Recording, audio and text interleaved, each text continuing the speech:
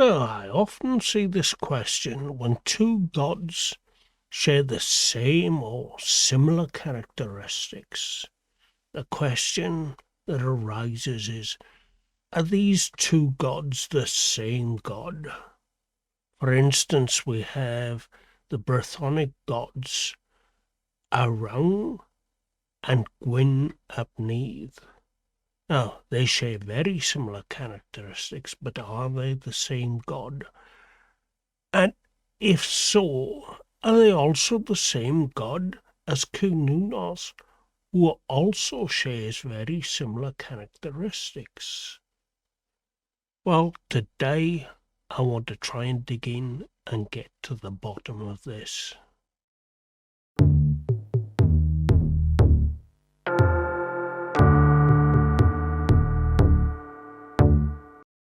So in this discussion, I'm going to be using the Brythonic gods Gwyn ap Nudd and Arawn as an example. Now, if these two gods are not the gods that you're particularly interested in, it doesn't really matter, because we're going to be looking at the concepts of epithets and syncretism. And these concepts will help you to be able to compare two gods and look back and see if historically these two gods may have been perceived as being the same god.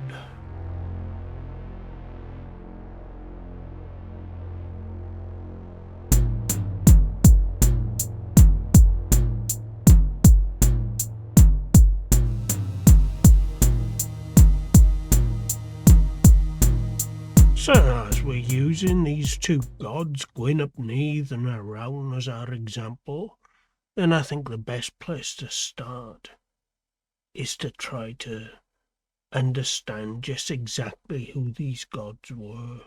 So we'll start with Arawn, and the consensus is that Arawn is the correct pronunciation for this god. So Arawn, and the name will be up there.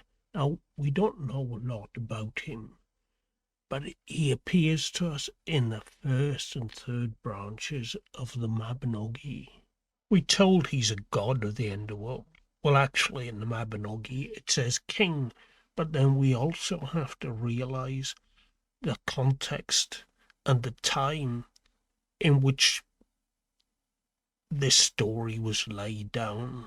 And I believe the latest consensus is that these stories were first put pen to paper somewhere between the 12th and 13th century. And these stories come from a much older oral tradition.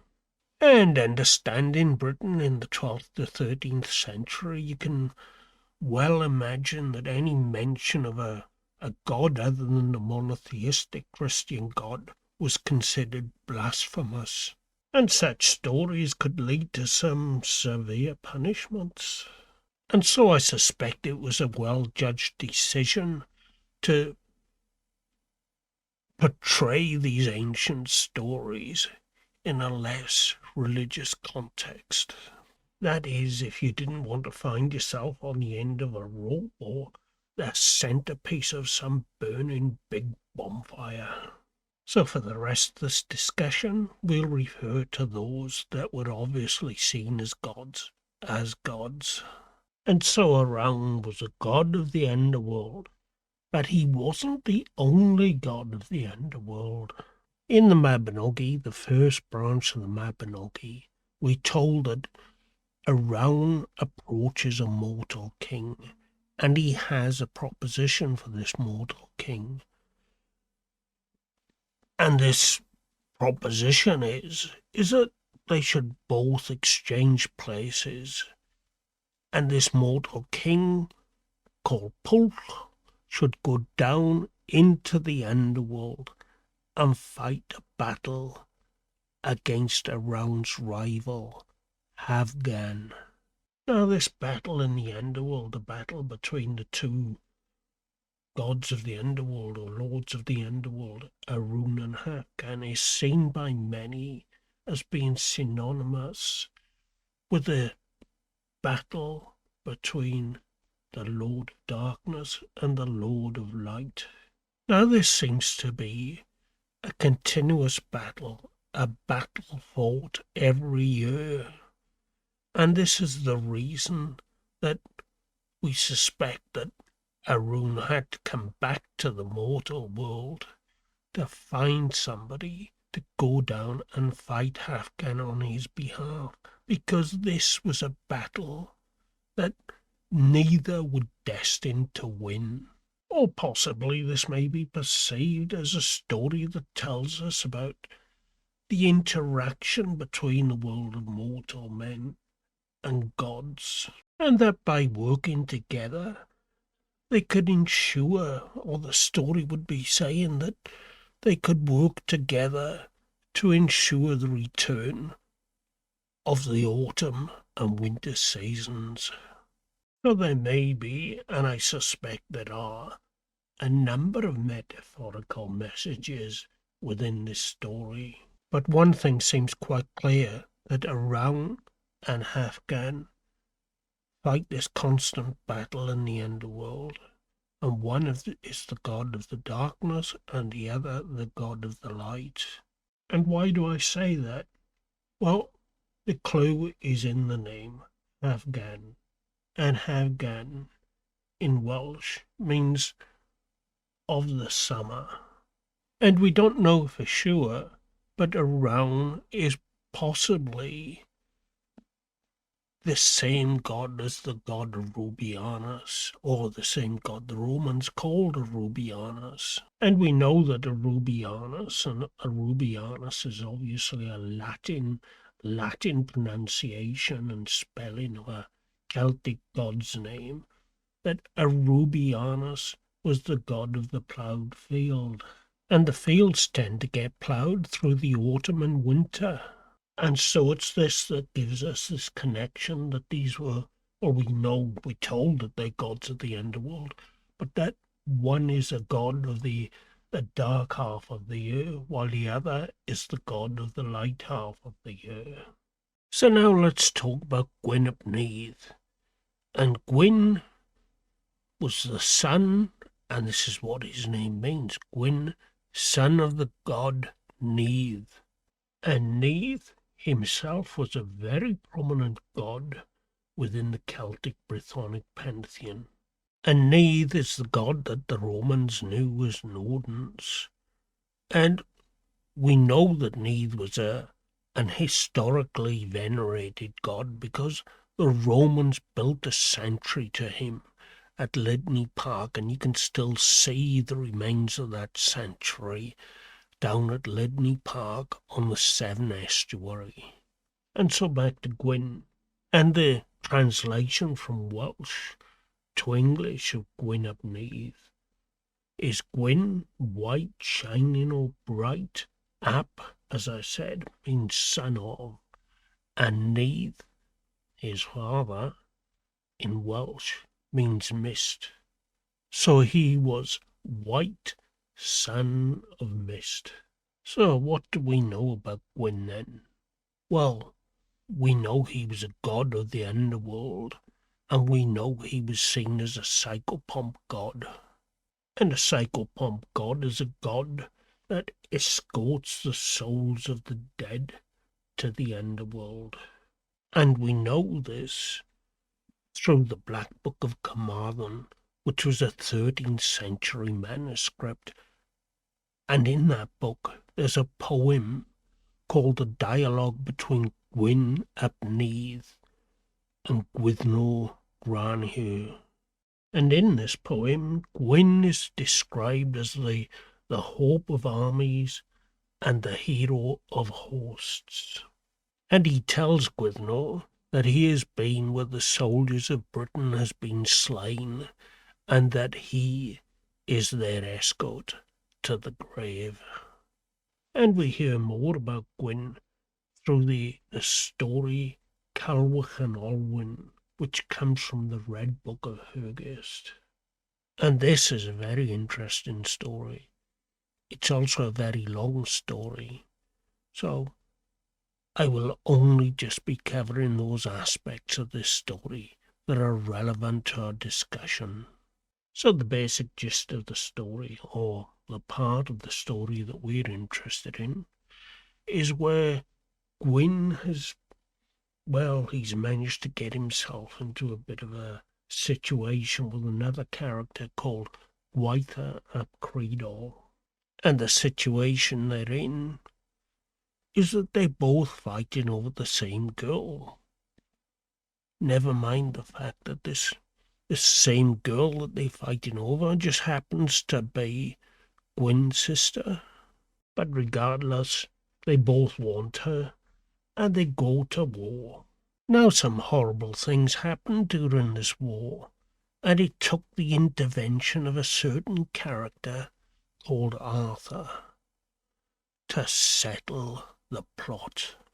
It was agreed that both Gwyn and Gwaitha would do battle once a year, every year, on the 1st of May, to win the hand of this maiden called Nudd, and they would do so until Judgment Day.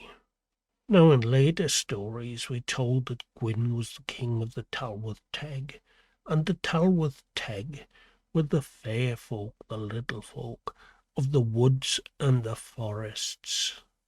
And as a psychopomp god, Gwyn is associated with the wild hunt, and it's said that he's often seen riding with the Cloonanan, the dogs, the white dogs with the red-tipped ears, the hounds of hell, where he rides to track down the souls of the dying. So the light has returned, and the question has returned also. Why is it that these two gods are sometimes seen as being the same god? Well, let's start first by looking at some of the commonalities of these two gods. Well, they're both underworld gods, and Gwyn, in his role as a psychopomp and leader of the wild hunt, leads the hounds, the underworld hounds, the Cloonanan, the white dogs with the red-tipped ears. And Arawn, well, he met Pulk while out hunting, and he was leading the underworld dogs, again the same dogs, described in the Mabinogi as being shining white with red-tipped ears. But the most striking similarity, I think, is that they're both involved in battles in the underworld, while Gwyn is involved in a fight until the end of time with Gwaitha ap Credol. Arawn does battle with Havgan. Now there's something interesting about the names of the rivals. Gwaitha ap Credol means Gwaitha, son of Scorcher, and Havgan, as I've already said, means of the summer. And so it is that we have Gwyn ap Neith, White, son of Mist, fighting Credol, son of Scorcher, and we have Arawn fighting his rival, Havgan, of the summer. And there's one more interesting clue, that Gwyn is destined to fight Gwaitha every year on the 1st of May. Now the 1st of May is significant. The 1st of May was the date of the Beltane Fire Festival, the Celtic fire festival that was named in honour of the Celtic sun god Bel, and marked the start of the summer season.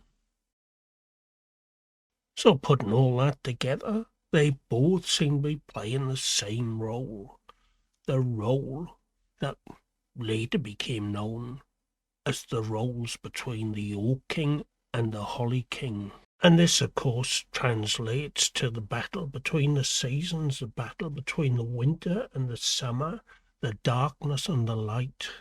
And the participants in this case playing these roles are Gwyn, white son of mist.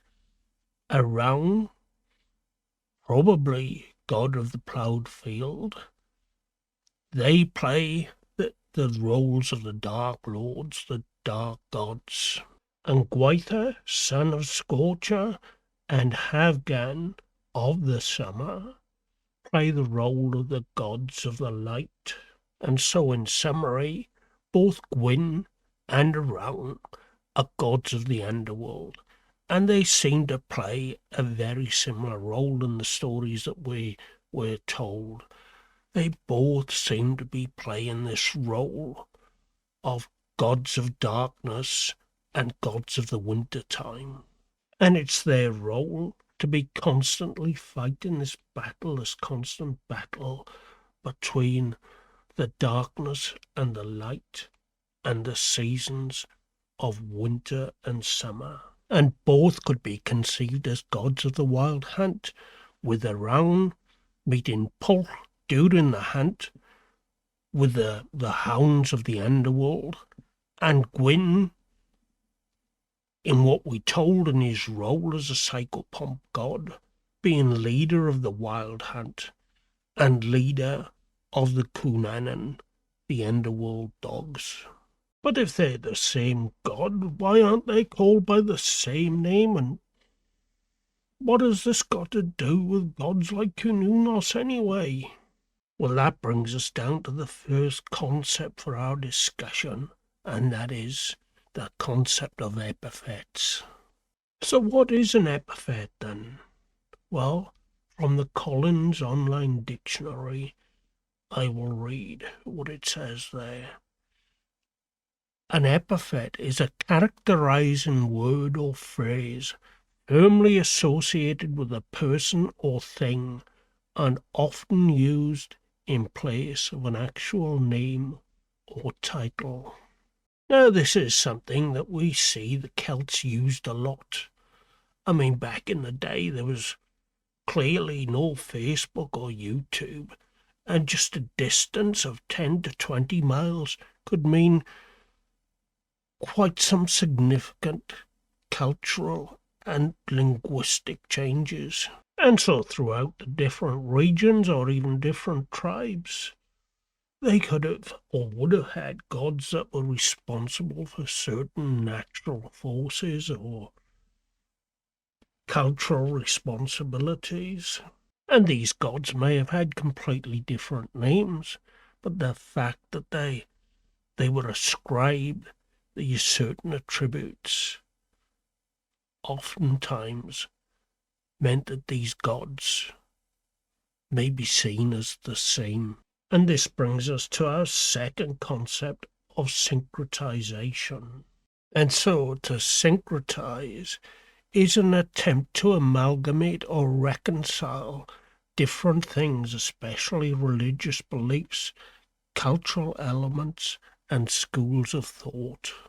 And we have so many examples of syncretization from the Roman world, with gods such as Sulis Minerva and Mars Cassidius and Apollo Granos, and the list goes on. The point is that these Celtic cultures often had the same gods representing the same things, but oftentimes they were known by different names. So one tribe, for example, may know a god by an epithet, a characterization of his name, while another tribe, they may also have a god that has the same characteristics, and they may know him under a different epithet. Now, they may well be the same pan-Celtic god that's known by a common global name, and each or some tribes had a characterization, an epithet for this god. Or they could be local gods that were specific to a particular tribe. But many times these tribal gods could be seen to have equivalents, and oftentimes these were syncretized. So the question is, well, Are two gods an equivalent? And the answer to that really was in the minds of the people at the time. And it still remains so today. Are two gods equivalent? Do they share the same characteristics? Do you perceive them as being the same god? And everybody may have a different answer to that question. I mean, we can look again at Kenunnos, a god of the underworld and a god of the wild and the beasts. Is he the same as Arawn or Gwyn ap Nudd? Well, we need to look at the characteristics of this god because, frankly, Kenunnos has been known through the ages as a horned god, and that's what his name means, the horned one.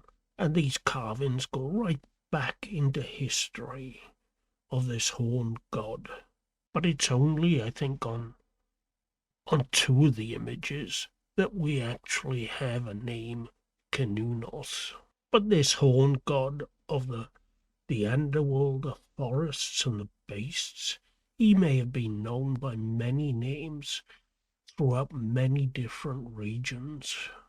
Again, the question arises, what does he represent? What are his characteristics? And does he represent the same things, or can you perceive them to be the same things that Gwyn ap Nudd and Arawn represent? That's a question that only the individual can answer. Do they represent exactly the same things to you? Or can you see them as playing two different roles?